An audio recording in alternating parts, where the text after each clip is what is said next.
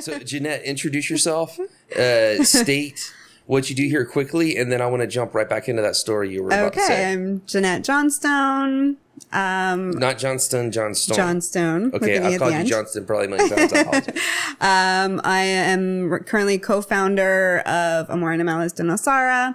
Background is a veterinary technician, also like dog behavior training, all things animal. But yeah, since I was 8 years old, I knew what I wanted to do. Yeah, you were just about to tell me that story. So did something happen at 8 that triggered it? Yeah. Okay. So when I was 8, there was a couple of things that happened. I remember going with my mom to take our cat to the vet. You know, just basic thing. I really wanted to go. And as soon as I got to the vet and I saw the technician, you know, it wasn't the vet that I was interested in as much. I saw the technician and I saw how she was, and she stood there looking all professional in her lab coat with her clipboard. And I just was like, that's who I want to be. I just was like, that's who I want to be when I grow up. Or also around that age, we had a neighbor dog and they kept their dog tied up in the backyard. It was a German Shepherd. And I think they were trying to train their dog to be a guard dog, and it was a puppy. And I would go out of my way and I would save half of my sandwiches at lunch and bring it home and feed their dog and play with it. And they got so mad at me that they brought their dog in the house, which is what I wanted them to do. In the first place, I was like, they shouldn't leave their dog tied up outside. They should have it in the house. So throughout my actions of doing that, I realized that actions have, you know, like when you do something, when you have that action, it actually has, you know, a purpose. So gotcha. So your actions resulted in that dog getting inside, which is what you wanted in the first place. Right. And so not only did you just think the technician was cool, I also realized that, you know, I could create change through my actions, you know, at that early age. Also, that year was the first year that we drove down to Florida. And because my grandfather was like, did the whole, the snowbird thing. So he would go down to Florida in the winter. So we drove down, and the first time that I saw a palm tree, I like literally looked up at that palm tree and said, someday I'm going to live where you are. Wow. So yeah. You're a bit of an interesting person in that you knew what you wanted to do and how you wanted to live at a very early age. Yes. It doesn't seem like that's the case for most people. No. And I've steered away from that, or I've tried to steer away from that throughout the years, different circumstances. I mean, but even in high school, we had the option to take a co-op in high school. So you like do a work experience. Mm-hmm. I started doing that in veterinary clinics immediately and saying, okay, well, let's see. Let me actually work in a vet clinic at 15, 16 and see if this is still something I want to do. And it was. And I just started doing my coursework to kind of be able to have what I needed to go to college. But then life took a turn and I didn't get to go to college right away. But I continued to work in the field for a bit. Then I left the field. I decided I could make more money if I was, you know, working in the business world. So I decided I'm going to be like a receptionist, admin assistant. I'm going to I worked in an accounting firm for a year. Hated every minute of it. Saw a job ad in the paper for some animal hospital needed a vet assistant. And I'm like, okay, this is where I need to go. And about what age? That was when I was 21. Okay. I think 22, something like that. So between probably like 17, 18 and 22, I tried to do other things. I get you. So at 21, you came back to your true calling? 21, yeah, I came back. Where'd you go from there? I started working at a vet clinic that I was at for 8 years. I ended up there for 8 years. And throughout that, I started doing my education. So I couldn't afford to go to college full time. So I did courses through long distance, like distance education through college actually in Texas. So that was accredited. So I took about 4 courses per semester, and I worked full time at the vet clinic, and I also had another part-time job to pay for some of that schooling. So I was burning the candle at both ends, and then some for about 3 years. Gotcha. But this sounds like it's what you wanted. Like, I was like fully immersed in doing that and learning so much. And the vet that I worked for was great, and he was like a mentor. And it was really great to learn the theory and be able to do the practical right away. So I would literally learn how to do x-rays or how to do certain anesthesia protocols. And then I would just get to do them. Where were you living at the time? In Toronto. Yeah. In Toronto. Yeah, So this is all in Toronto. So that's kind of your base. Yeah, that's born and raised. Now, yeah. I want to transition into something you had told me earlier, is that you always knew you wanted to live someplace tropical. Yes. So fast forward to how and why Nosara? That first vet clinic that I worked at, the one for 8 years, I actually worked with the girl who founded Nosara Animal Care. Oh, wow. What was her name? So, Sarah Foster. So shout out to Sarah Foster. Yeah, so we both worked together as vet assistants at Usher Animal Hospital. And from there, her path diverted. She moved to Costa Rica, and I continued on with my vet tech studies. But we always kept in touch over the years. Mm-hmm. Cut to, I guess, 2012, I think it was, when we first started talking about her wanting to leave and looking for somebody to take over. And I had quit working at vet clinics about a year and a half before that. So you were kind of looking for something So anyway? I was looking to transition my career. I was getting what many people in the field unfortunately get, which is a burnout. I was like, I thought I was done working in vet clinics forever, which is not the case anymore. And I was just looking to transition my career into some other animal related. Wow. So Sarah called? So yeah, so she was visiting Toronto. We met up and we just started talking about it, and it transitioned into the next year, me moving here and taking over her position as director of animal care. Let's use this moment to help clear some stuff up, because a lot of people don't understand the difference between Amor Animales and Nosara Animal Care. So you actually originally came down to work for Nosara Animal Care. I did, yeah. And for how long did you work there? For 2 years, approximately. For 2 years? Okay. And then why'd you leave there? I actually got vetted for a job in Thailand. So I was approached by a big nonprofit who had taken over a dog shelter in Thailand, and they wanted to interview me to become shelter manager there. And I was in a time in my life I definitely couldn't have passed up on that opportunity. And well, you're young. This was the chance, the time to probably take that chance. Yeah, I'd never even been to Thailand before. So I had this Skype interview and got the job, and they gave me like a 2-month transition between, leaving and going there. And I literally packed up all my bags, which was 2 suitcases, everything I owned in the world, and hopped on a plane and went to Chiang Mai. Wow. What year was that? That was in 2015, in October of 2015. And how long were you there? Like 5 months. What was the experience like? It was very different. I did not learn Thai at all. It was very complicated language. I had 2 assistants and 4 workers, and the 2 assistants were both they spoke Thai and English. So it was a lot of translating. It was at a dog shelter that had over 200 dogs. Wow. They were transitioning to different staff. There were 3 veterinarians. There was myself, an office manager, and a head veterinarian from different countries that were all working together to increase the quality of care for the animals and increase adoption rates. So, I just used my experience as a part of that to help move them along. But it was the first time that I ever had to deal with dogs that were rescued from the meat trade, and not being able to adopt certain dogs out for fear that they could possibly be eaten, which was a totally That's a whole new thing. Shock to me, and having to deal with all of that. But I learned a lot being there, and it really helped my experience starting Amor and doing all of that, and just having that background. I got you. So you went, you did your time in Thailand. Yeah. And then did you know you wanted to come back to Costa Rica, or did you think about Toronto, or? I think it was February. And at that time I wasn't prepared to go back for winter. I've since been back for winter a couple of times, and it's not as bad as I remember it. It's still cold. At the time, I didn't really have anything in Toronto to bring me back there. And Nosara kind of stole my soul. And, I always knew I'd come back here.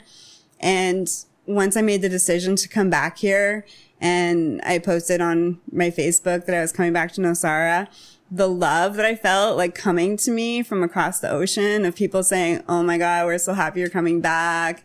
We miss you here." That was amazing, and I never felt that before. So I knew that I just really belonged here. So it felt like Nosara had become your home somehow. It had, yeah. And even though maybe you were passing through, it actually pulled you back. It did pull me back. Yeah, it still pulls me back. I go back to Toronto to work at a vet clinic for a few months and to get some extra money and to keep up my skills and experience. But I always come back. Got it. So I'm guessing when you took the other job, Nosara Animal Care had filled your position or moved on. They did, yes. Yeah, they did. Okay, so you guys didn't part out of you hating each other. No. I had another job. I was moving on. We left things amicably. And then, when I came back, the position had been filled.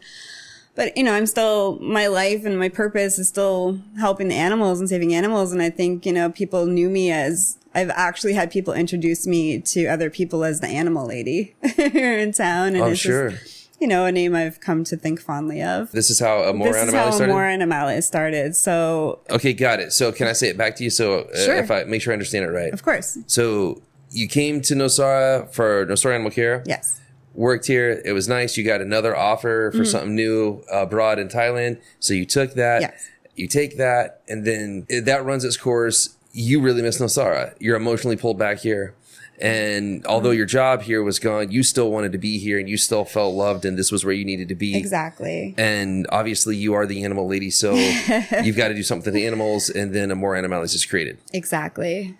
All right, so what's the difference between Amor Animales and Nosara Animal Care? The difference between us is the different programs that we have to help the animals in Nosara. So Nosara Animal Care, they do monthly spay-neuter clinics. That's great. Which are amazing. And I think they end up, spaying and neutering sometimes up to like 50 animals a month, which is so needed here. And the fact that they're still getting so many animals in their clinic shows that there's still like a huge need for that as well. They also have an education program in the schools. And then they do work in the community to help, people that can't afford vet care for their animals.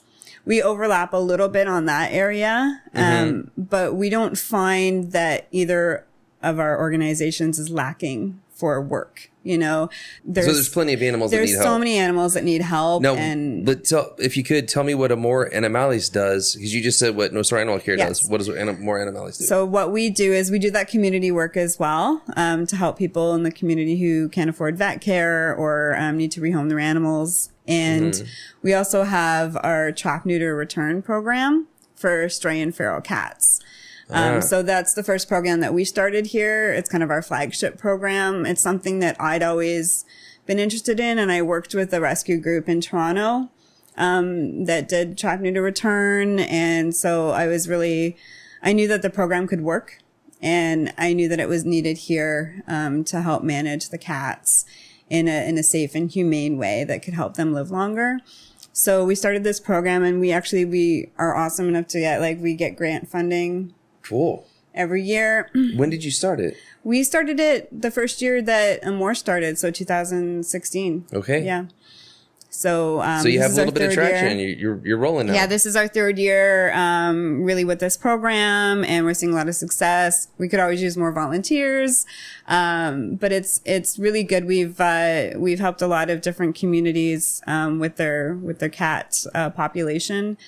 We spay and neuter them, we vaccinate them for rabies, we do a health check, and then we return them back into the place where they were living. That's cool. And that just helps to manage the population so that we don't have more kittens that are unwanted. And it also helps to prevent the spread of disease.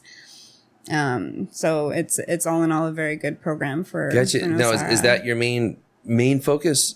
That is, our main focus right now. We're, along with the community work with, if people find abandoned and sick animals, then we have ongoing cases with those. But our main program is the trap, neuter, return.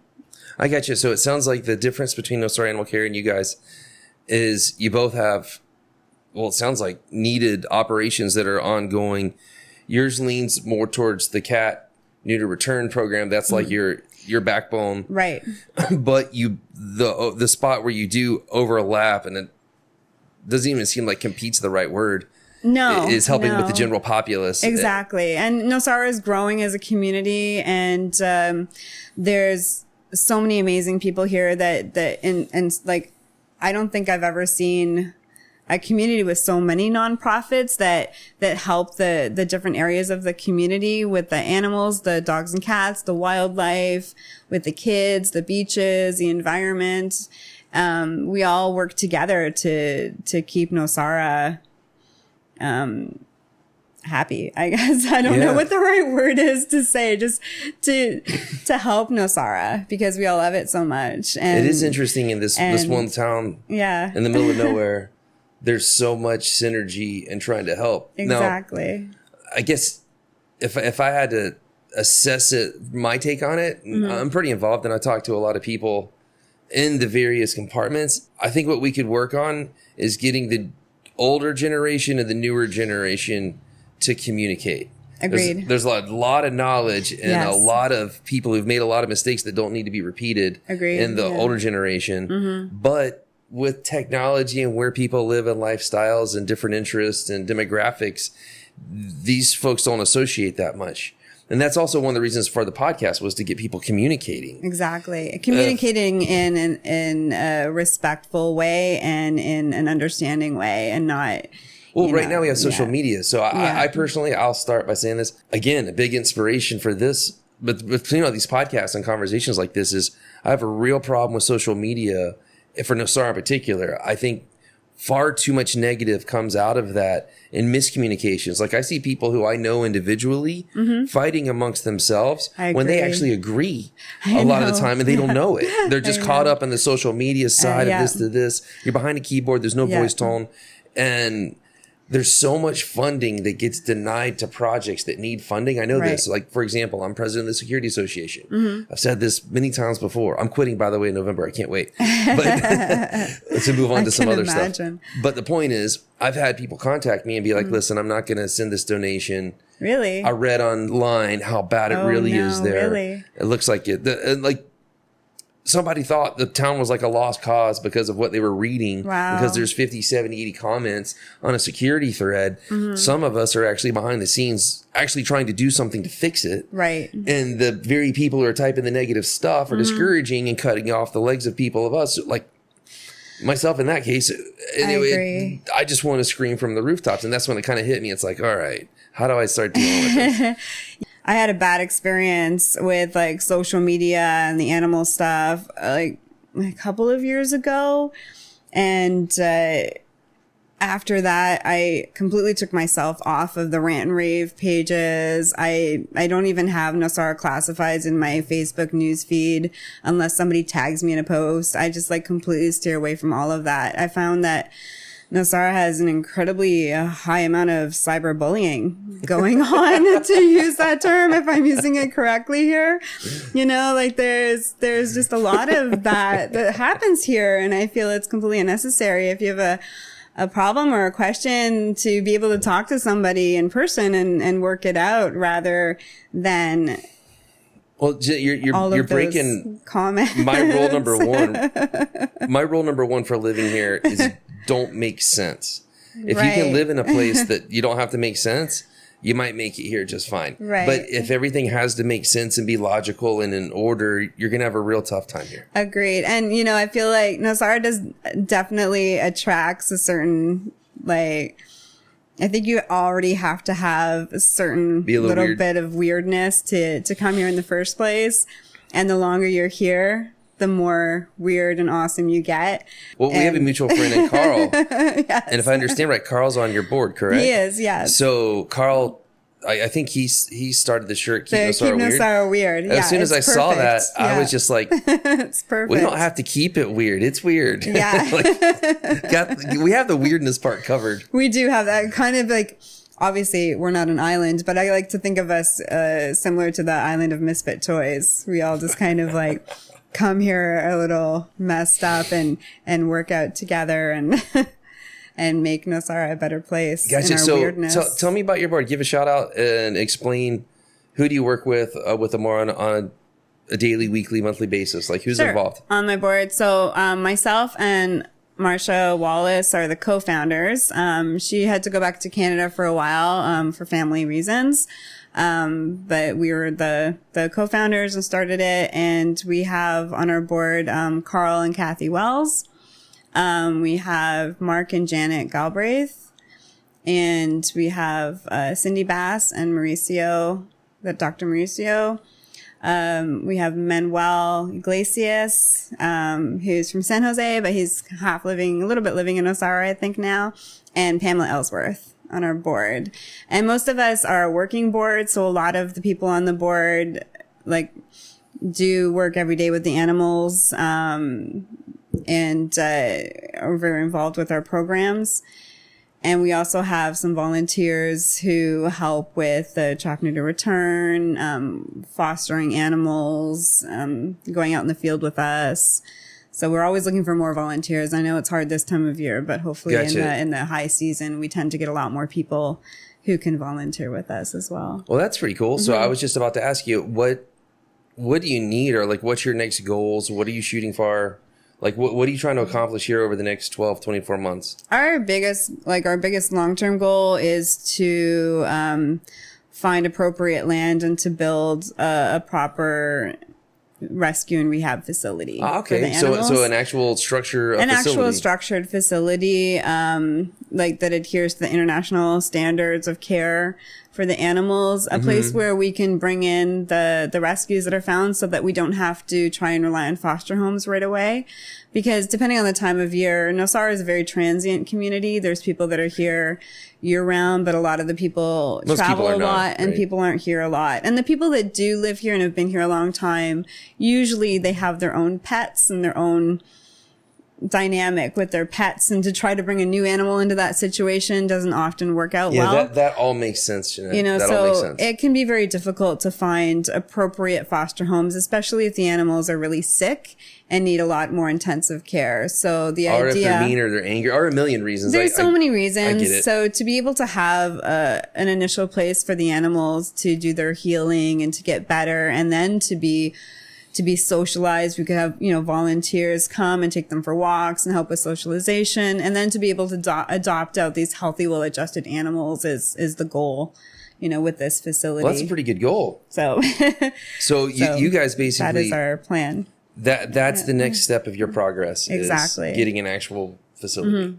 Definitely. Well, good luck with that. Thank and you. Hopefully people are listening to this and want to get involved. I hope so. If anybody wanted to donate or to help, how should they reach out to you? Is it through your website, or can you tell us your website and all of your contact info? Through our website, it's amoranimales.org. We are redoing our website right now.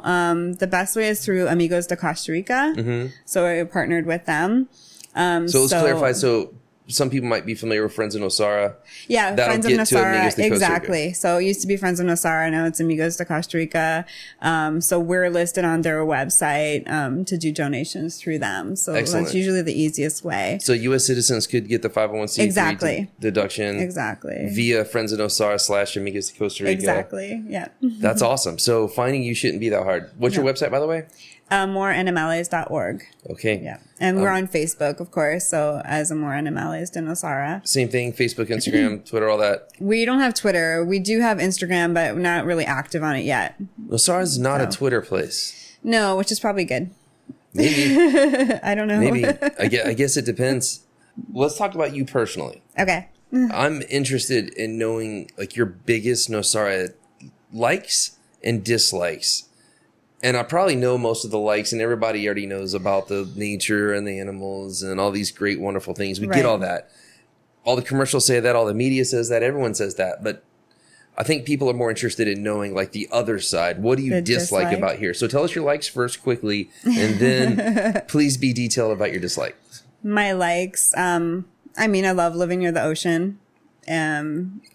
Obviously the nature.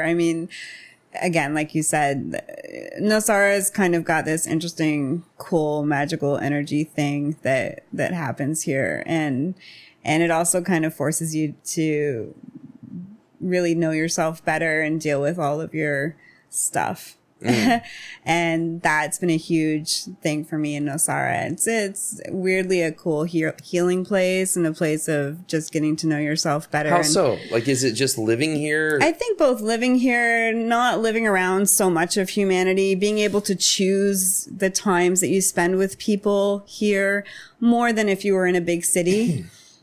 So it qualifies your time. It qualifies your time better or differently, not necessarily better. It depends how you use that time. Right. And for me, that's been a huge positive step in the process of getting to know myself better and knowing what I want out of life. And I don't know you very well. You and I know each other in passing. Right. So I'm gonna, if I cross the line here, I apologize, but I'm gonna ask. I'm guessing you're one of those people who don't really like people. Historically, no. I just haven't had Am I right? Historically, I haven't really had a lot of amazing connections with people. I tend to kind of been in the background. I think maybe that's one of my draws into being a veterinary technician rather than the vet. I like to work in the background. That's where I got that from. Yeah, I like to do all of that. Also, a lot of people who work in veterinary services, they love animals and the unconditional devotion that some animals have and just the whole relationship of it and the pureness of it.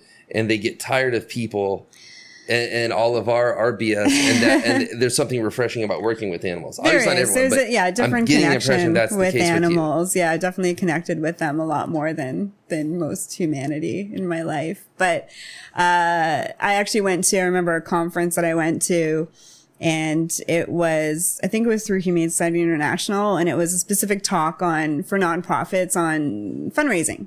Mm-hmm. And one of the first questions that the presenter asked is, how many in this room love people?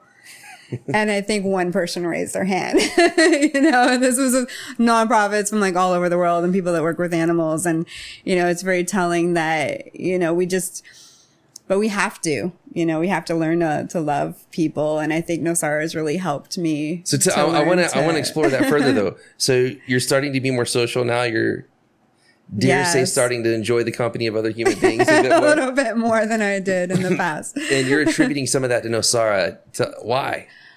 Nosara is the first place that, I lived abroad. I've done some traveling before living here, and I backpacked through Bali for a month. I went to Europe. I went to Japan. You seem very adventurous. You've been all over the place. Yeah, taking jobs in Thailand, traveling. Taking jobs in Nosara. I would love to just travel all over the world. Like eventually, I just want to travel everywhere and just see everything. Do you want to go to any cold places?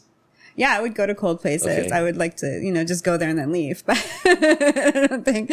But I definitely feel like I'm more suited to the tropical, weather long term. But I got you. But back to making your point. So what was my point? Your point was you now are starting to like people, and you'll talk to people, but historically you don't really like being around humans all that much. So Nosara is the first place that I lived where I really felt like people had each other's backs. Like there is a sense of community here that I never saw in any neighborhood that I lived in Toronto. And even, I have my close friends, and your close friends that have your back. But for strangers that don't even know you, to have your back is not something I ever experienced until I moved here. I got you. So you had a feeling of welcomeness and love. Yes. It sounds like from people that didn't even know me from another person. Then in the bigger cities, you didn't really have. Exactly. In the big city, everyone just kind of walks around completely absorbed in themselves and almost like they've got blinders on. Like they don't see anything other than what's in front of them. And, that's kind of how I experienced life with the majority of people. This is a cool story. Here. So yeah. You came to Nosara a little more jaded, city dwelling, cold weather, worked at animal stuff, poured yourself in the animal stuff, got burnt out a time or two. Exactly. Then again, Sarah, back in the day, connected you to here. Nosara Animal Care got you started. Yeah. And then you went to somewhere else. Where was it you went to again? Thailand. And that's so crazy because I so badly wanted to ask you, how did you deal with how they eat dogs? How's that? How did you handle that being you? Well, so Thailand actually passed a bill in 2011 where they banned the eating of dogs. Oh, okay. But they still are on the path, I guess, the between the different countries that do eat dogs. So there's that transporting of dogs that through Thailand that they'll sometimes be able to stop those vehicles, and then those dogs end up in shelters. So some of those dogs ended up at the shelter that I was working at. And also the older generation of Thai people, just like older generations everywhere, are stuck with their cultural, upbringing, and they're going to do what they're going to do. So I just remember being, one day I was doing rounds with the different dogs. We had one section that was dogs in the community that we would intake and treat and then release back into the community. Mm-hmm. Because in Thailand, they have community dogs. So they have like packs of dogs that live in different villages that people in the community take care of and feed. Interesting. But they don't actually belong to anybody. But there's people that take care of them. So if they become sick, they would bring them to the shelter. If they got tick disease or mange or something like that, we would make them better and then return them back into the community. But it was in packs. Like there's... Yeah, because here we have like one dog that lives in each neighborhood. Right. No, there's like packs of dogs. Wow. Yeah. So it was totally different. And I remember going through rounds and there was one dog. I'm like, well, that dog's better. Why can't we release him back? Oh, because the neighbors will eat that dog. I was like, are there certain flavors of dog? Or is it the looks? Pardon my ignorance. Know what I'm talking about here. I don't know. Well, that's a Jack Russell. Those are kind of tasty. Oh man. The one thing I do remember is that apparently it was lucky to eat black dogs. So we had to be very careful of who we adopted black dogs out to, because apparently eating a black dog was lucky. And I don't know why. I never really tried to explore much of that. I have like just 3 different jokes, and I'm not going to say any of them. Yeah. It was definitely. So we're laughing, but there's the term culture shock. Yes. And then there's you showing up in Thailand. Yeah, me showing up in Thailand. Yeah, dealing with and people. There's markets, like fruit and vegetable markets everywhere there. Mm-hmm. And I remember one report that we were told that someone was selling dogs, like in small cages at the market, I guess for food consumption. That we had to go shut them down and try to get the dogs from them. And that had to be weird. It was completely weird. It was this whole other side of animal welfare that I'd never been exposed to before. And there's so many other countries that have to deal with this all the time and have to learn to navigate through that world and how to educate people through that and how to, I was a vegetarian for a very long time. Mm-hmm. I can't really, say to someone, don't eat dogs, to someone else, to say don't eat pigs or don't eat cows.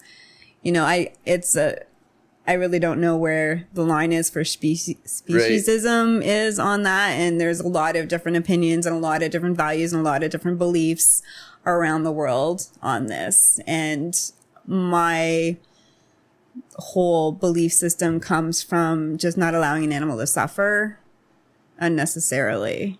And I think that's the biggest thing in the dog meat trade is that they go through a lot of suffering before they are killed and eaten.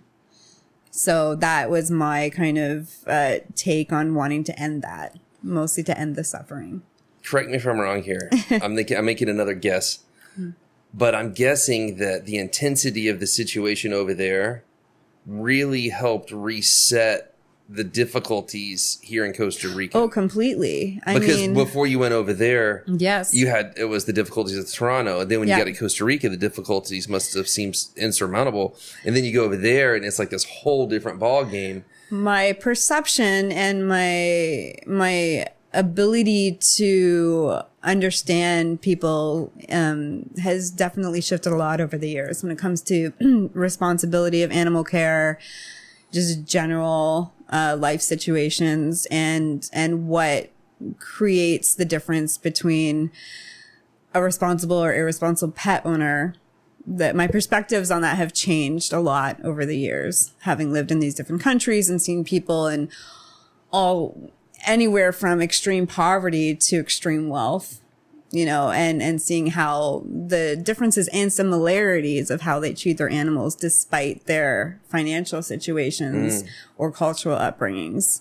And then navigating that and learning how to educate people on animal care and responsibility, knowing all of those different perspectives. Well, you've dedicated your life to this a couple times now at this point. Yes. Is this it? Like, is this your thing? Like, this is what you got to be around? You need to be around animal care and rescue and rehabilitation and this sort of thing? Or if the phone rings tomorrow and it's in Toronto or someplace that's cold. Surprisingly, so that sort of happened, but in an awesome, cool way, where I started writing educational blogs, like blog posts for different websites.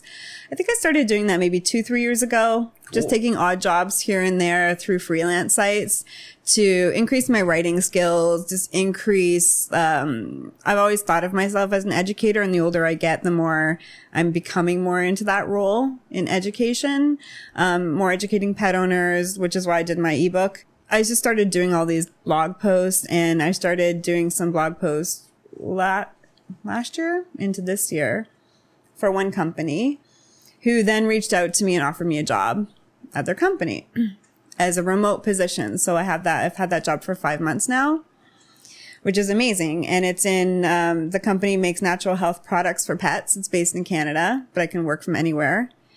I write educational articles. I do customer service. I'm involved in research and development of new products. And it's going to just continue to grow and be an amazing supplementation and a direction I never thought my career would go into. What a trip. But as it keeps growing, because it's remote, I can continue to work here and grow everything with Amor and all of my other things and still be able to grow this new side of my career. So you found a way to pull it off. I weirdly found a way to pull it off. Huh. After That's trying strange. to do that, I've struggled here for a long time financially. And it's starting to eventually, like now it's actually starting to pay off, where I'm going to, hopefully as this continues and grows, I'll be in a better financial position to be able to stay here, and not have to go back and forth as much. Or go back and forth to be able to travel and do things I want to do, rather than feel like I need to go back and work and make money and all of that. So, I got you. Instead of having to go back to make money to fill the coffers just to live here. Exactly. You now can be here, and now you can kind of do what you want. Exactly. Good for you. Yeah. So what do you like to do for fun? What do I do for fun? I'm kind of a nerd. Okay. That's okay. Board games, and we have like a D&D Dungeons and Dragons group here that I run sometimes with some people. Do you win? Well, it's not really winning. Let me say it that way. I'm like God in the game. I run the game, so I always win. And then I have players, and they have characters, and I direct the story, and then they make choices in the story. Who around here is the best? Okay, top two. Oh man, who's the best? You can name two. I mean, I only have. There's a few people in my game, so I have like Dave, DVD Dave. I was gonna say it has to be Dave Malvin. I'm sure he's involved. Well, he's the started. Shout out to Dave. Yeah. Who else have I played with? He was really my only guess. Diane, I was going to say it has to Lindsay be Dave. and Angie and her son Jack. Oh, wow. Yeah, cool. So they're in the game. That's awesome. And I had like Stephanie, who's not here right now, and Alec, who's not here right now, but they'll come back in the high season, and we'll probably start up again. I found other nerds eventually. Well, that's awesome. So all right, so you like to play God in Dungeons and Dragons. I like to play God. Yeah. I think when I was a kid, I was told Dungeons and Dragons was all demonic and everything was all bad about it. Yeah. I was raised in a really religious household, so I didn't start playing that until I was 17, and then I was in a D&D club that ironically met in the basement of a church every Sunday. Story's getting weird, Jeanette. I don't know if my ears can handle nerds. I don't know if my ears can handle the next part of this. I was the only girl who was in this whole D&D club when I was 17. All right, so Dungeons and Dragons has stuck. What else? Yeah. Horseback riding is one of the things I love to do. In the high season, I work with Nosara tours, and I do horse tours with them. Eventually, I'd love to own my own horse here. It's part of the overall plan. I have a question. Of life. What do you say to people who get mad at people who ride horses? Like some people say they're being mean to the horse. How do you feel? Or what do you say to that? I think that a lot of that can stem from the training of the horse and how the horse is treated. It is possible to be mean to horses when you're training them. Well, sure, but if you're just riding it around looking at flowers and stuff, I don't think that's being mean to the horse. The horse isn't in pain or suffering, and the horses, they like to work. Like what I've experienced with working with horses over the years, and they like to run and they like to walk and they like to explore and do all of that. And the connection between a horse and a person, I trained in dressage when I was younger, and it's a really cool mind and body connection that you can get with the horse, where they're listening to you and you're listening to them. And sometimes it's almost like a psychic thing where you just like kind of think about moving a certain way and they're doing it. And I think they're as much of a part of that as the person is. When you can get into that bond with them, I don't think that that's being cruel or mean to them at all. I'm going to try to have some fun with this. All right. So I'm getting the impression, outside of your weird Dungeons and Dragons stories, that I'm too G-rated to hear all of that. But seriously, though, are horses or dogs smarter? Oh, geez. I think horses. Okay. Are dogs or cats smarter? Cats. Are cows or horses smarter? Horses. Are cats or horses smarter? Cats. Are cats the smartest animal around here? Pretty much. Is a cat or a pizzotti smarter? Ooh. Well, cats. Cat or a monkey? Howler. Oh, monkeys. Yeah. Monkeys are smarter than cats. White-faced monkeys are the howler monkeys. Ooh. White face. Well, I think they're just, maybe they're more mischievous. I don't know if that makes them smarter, but I don't know them as well. I gotcha. Yeah. Okay. So cats. It's very subjective. Horses. Those are the top of your list. Cats and horses. Cats and horses. So one day you're going to have, you probably already have some cats, or like 100. But you want to have some horses. I've lived with a lot of cats. I currently do a lot of house pet sitting here. And I'm currently at a place with one cat and a little kitten that I've started fostering that the family is going to keep. So I'm with 2 cats right now. But yeah, eventually I'd like to have a finca here with all the animals. So. Man, can you imagine how many animals you're going to have if you ever get your hands on a finca? Yeah, it would be sort of unreal. You're getting out of control. I would have a whole herd of horses. A couple of cows. Yeah, you're going to have to get a partner or a roommate or somebody who keeps you in check. Yeah, I would need some people around me. I would need more humanity, I think, in my life to make that work. It's interesting. You got a little hippie in you. Yeah. Is that right? I do. Yeah. It seems like. Hippie adventurer. So you like the backpack. You think you and your horse connect. But at the same time, your background is like working in medical facilities. I have an oddly I'm trying to blend your personality together. You have a lot of interesting traits. I love science. I really love science and medicine. Okay.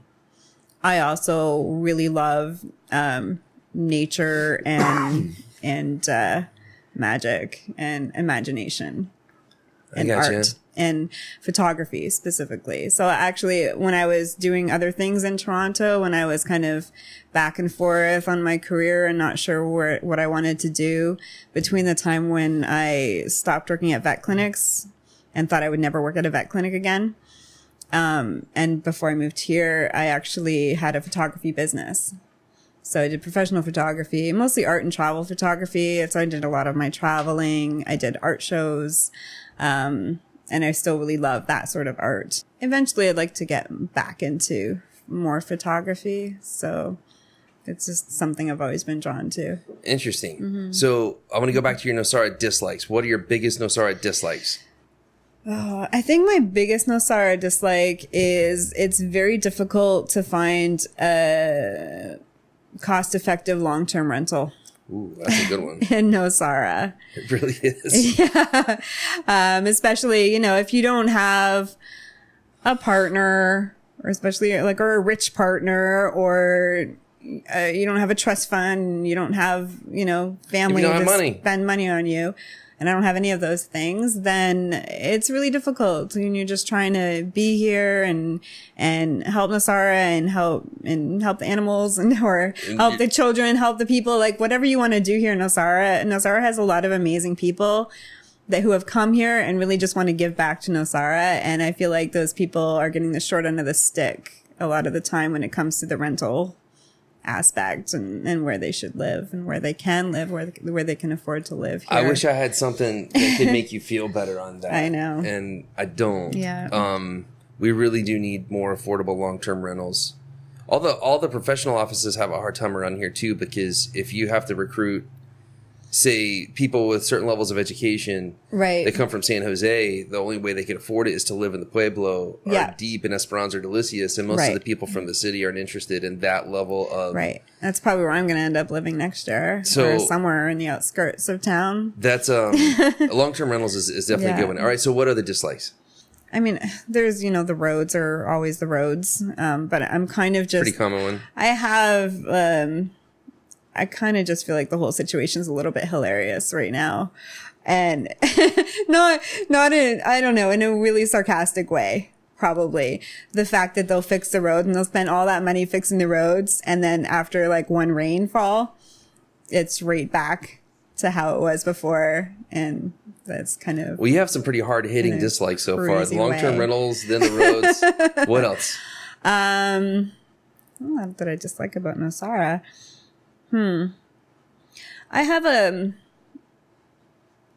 Sometimes I have a problem with the level of pet ownership and responsibility of pet ownership here. Too many pet owners? I don't think there's too many pet owners. I think everybody should be a pet owner. Animals just okay. make Well, your too life many awesome. who own pets irresponsibly. I feel like it can be difficult, I think, for people when they come here, and if they're from the city, from North America, and from an area where they've always had to have their dogs on a leash, picking up the poop and doing all of that. Mm-hmm. And then they come here in Nosara as well, wild and free, and they suddenly let their animals be wild and free.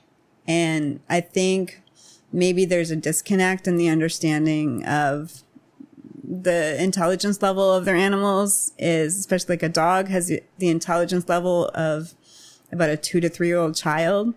So letting your dog roam free on the streets is literally like letting a 2 or 3 year old child roam loose on the streets. Even dogs who are born here don't automatically know to avoid cars or avoid cane toads or avoid snakes. They don't have this magical instinct which tells them where danger is. As a pet owner, it's your responsibility to guide them away from danger. So I have another question for you. What do you wish more people knew about? You've got to be thinking some things that you wish other people knew about.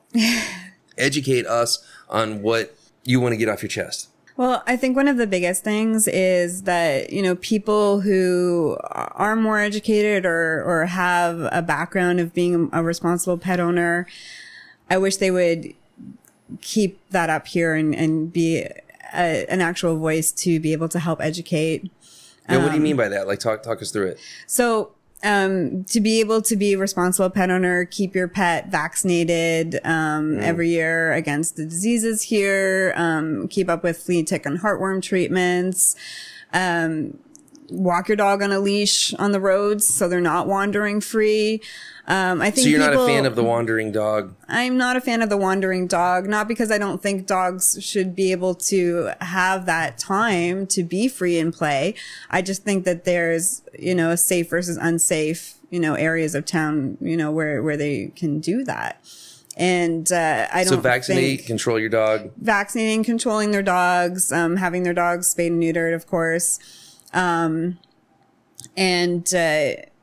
Really paying attention to your animal, as far as, interactions with other dogs and with children. And because that's the other thing you have no control of if your dog is wandering, down the beach or, down the road, is whether they get in fights with other animals or hurt kids or anything like that. And I think that, you know, people could be a lot more responsible with their pets. I get you. So more responsible pet owners. More responsible pet owners. So that's at the top of your list. That's the top of my list. What else is out there? Well, you covered a lot in that.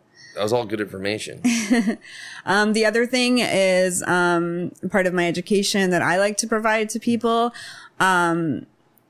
I would love to help people become more educated in helping their animals if they're sick and they can't get a hold of a vet, which is a big problem here. I mean, in Nosara, we have some amazing vets, but they're not open 24/7, nor should they be open 24/7. That's impossible. So what do you for do? them to be open 24/7. So being able to teach people emergency first aid treatment or what to look out for, how to know if their pets are sick, you know, learning what their pets' normal are, you know, so that they can have an early warning sign if their pet's acting abnormally, you know, and then maybe, Can we talk through a couple examples? So what if your dog licked a frog, or it has the white foamy mouth, or is even having a seizure? Like what do you do then? If they lick a frog and they have that, you know, white foamy mouth, the biggest thing is because the toxin gets absorbed into their gums is to clean their mouth out really well. Usually with the dog, we stay with a hose with running water and point their head down and just get all of that out of there and clean their mouth out as much as possible. If they've just licked the toad, then typically they might be a little bit out of it or a little spacey, have some what we call like ataxia, which is like drunken walking. They might stare at a wall, hallucinate a bit for a little bit, but then they should recover fine. If they're at the point where if they've eaten more, they've actually eaten a toad and they've ingested a lot of that poison and they're going into where they're having seizures. So I've had a dog get a toad and its heart started being almost uncontrollably and it locked up like it. Yeah. So that's a type of a seizure. And he can't open his mouth like it was locked. So that's like a tremor or seizure. When they start having those seizures, you need to get them to a vet as soon as possible. Okay. And if a vet's not available, you just rinse out their mouth and point their mouth down, be with them, just try to control them so that if they are in a seizure, just keep them on their side. You know, and just be with them.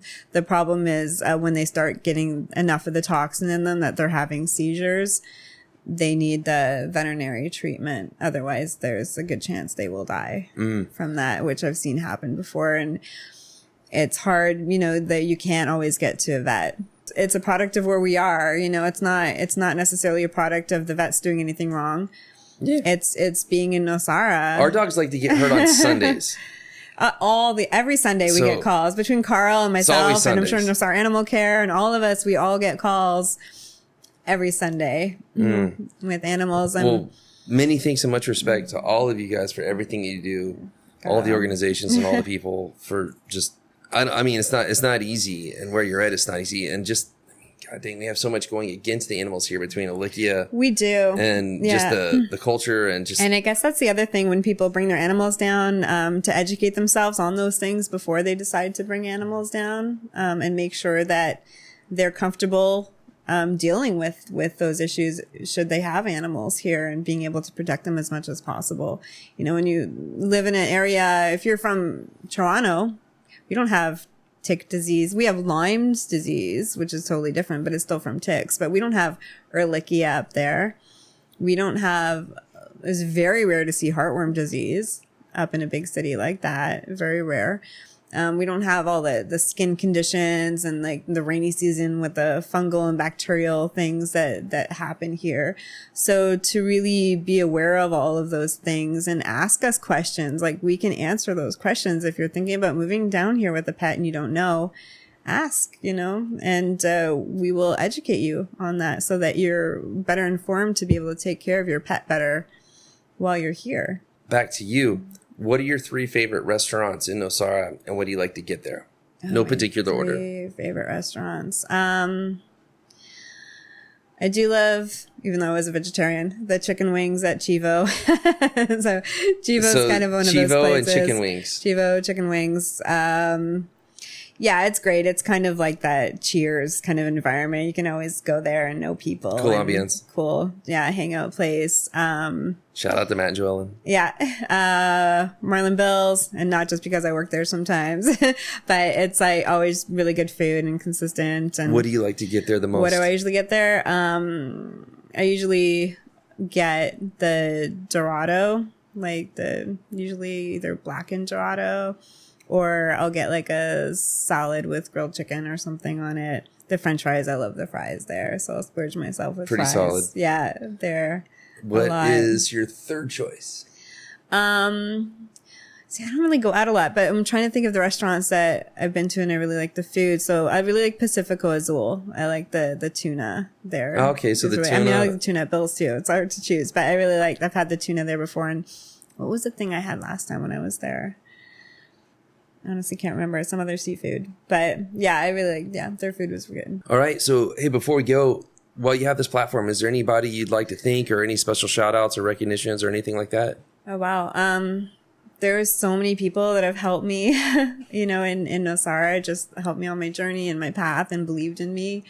People that have given me a place to live when I didn't have a place to live. Like when I first got back to Nosara after Thailand, I lived with Pam Ellsworth. She let me stay in her casita for a few months. Shout out to Pam. Niece and Dean, they let me live in their first floor apartment for a little while when I didn't have a place to live. I've done a lot of house pet sitting, which has allowed me to kind of live rent free for a while, and all my amazing clients with that who think of me and love me and respect me and trust me with their animals and with their houses and to take care of things while they go on vacation has meant a lot to me to have that appreciation and respect while I've been here. Everyone.